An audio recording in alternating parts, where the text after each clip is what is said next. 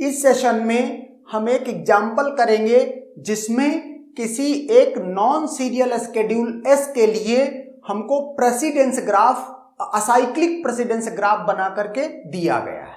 Okay, और question पूछा गया है find conflict equivalent serialisation order. मतलब कि ये जो स्केड्यूल एस है इसके लिए ये असाइक्लिक प्रेसिडेंस ग्राफ है। अब चूंकि ये असाइक्लिक है इसलिए जो ये स्केड्यूल एस है ये कॉन्फ्लिक्ट सीरियलाइजेबल है। ओके, तो अब हमको ये कॉन्फ्लिक्ट इक्विवेलेंट सीरियलाइजेशन ऑर्डर या कह लो कि कॉन्फ्लिक्ट इक्विवेलेंट, इस स्केड्यूल एस के कॉन्फ्लिक्ट इक्विवेलेंट सीरियल स्केड्यूल बताना है based on this precedence graph. तो कैसे निकलता है? कहता है इसका कोई भी टोपोलॉजिकल ऑर्डरिंग, ओके, और वो क्या होगी, इसकी कोई भी टोपोलॉजिकल ऑर्डरिंग सीरियल स्केड्यूल के होगा। ओके, जैसे मैं करके दिखाता हूं।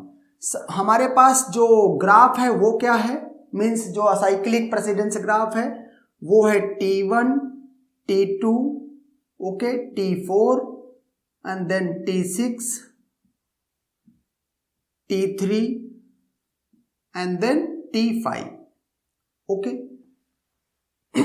कहता है इस क्वेश्चन का हम आंसर करने जा रहे हैं। कहता है कि अगर कोई असाइक्लिक डायरेक्टेड ग्राफ है, ओके, तो उसमें कम से कम एक नोड ऐसा होगा जिसकी इन डिग्री 0 होगी और कम से कम एक नोड ऐसा होगा जिसकी आउट डिग्री 0 होगी।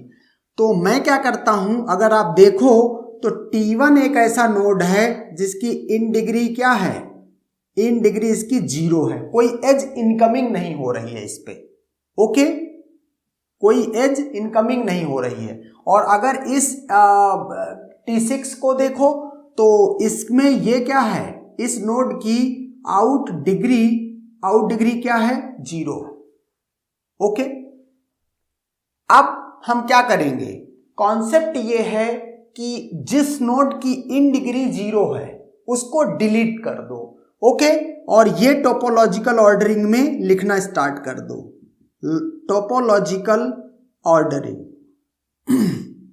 ओके, तो यहां से T1 को मैंने डिलीट कर दिया। ओके, इसकी इन डिग्री 0 थी। अब देखना, जिसकी इन डिग्री 0 थी उसको हमने डिलीट कर दिया, तो जैसे ही नोड डिलीट करेंगे एजेस भी ऑटोमेटिक डिलीट हो जाएंगे।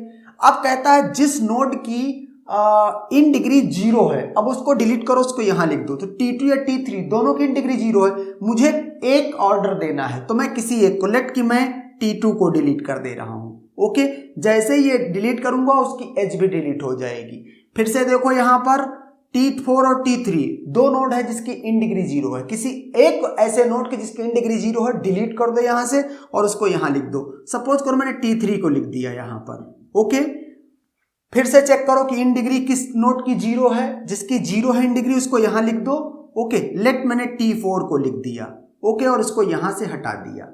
नाउ वो नोड जिसकी इन डिग्री 0 है, T5 है जिसकी इन डिग्री 0 है, तो इसको भी लिख दिया और हटा दिया। इसके बाद T6 बचा, T6 को भी मैंने यहां लिख दिया और इस तरीके से इसको भी डिलीट कर दिया। ओके, तो ये इस तरह से क्या है, टोपोलॉजिकल ऑर्डरिंग है। और ये एक क्या है, ये एक serial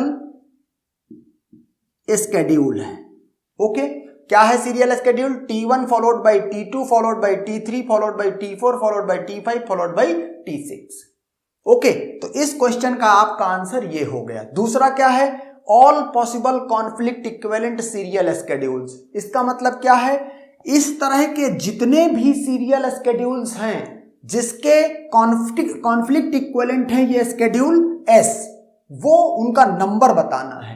all possible conflict means यहां पर एक्चुअल में इंटरेस्टेड है हम नंबर पे, टोटल नंबर।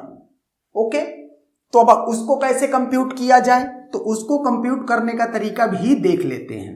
ओके, अगर आप इस प्रेसिडेंस ग्राफ को देखो तो दो नोड ऐसे हैं जिनकी इन डिग्री 0 है, मीन्स एक नोड ऐसा जिसकी इन डिग्री 0 है T1, और एक नोड जिसकी इन डिग्री 0 है वो है T6।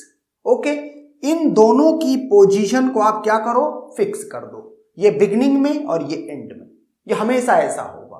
ओके, अब देखो टोटल 6 ट्रांजैक्शंस हैं, इसका मतलब बीच में कितनी ट्रांजैक्शन आ रही हैं?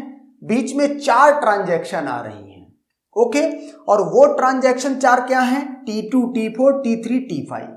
ओके, अब एक बात देखो आप, अगर कोई कंस्ट्रेंट ना हो तो T2, T4, T3, T5 में से इस जगह पर मैं 4 तरीके से रख सकता हूं।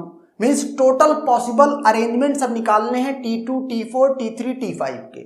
ओके, तो 4 तरीके से तो इस जगह पे रख सकता हूं, 3 तरीके से इस जगह पे रख सकता हूं, 2 तरीके से इस जगह पे रख सकता हूं, 1 तरीके से इस जगह पे रख सकता हूं।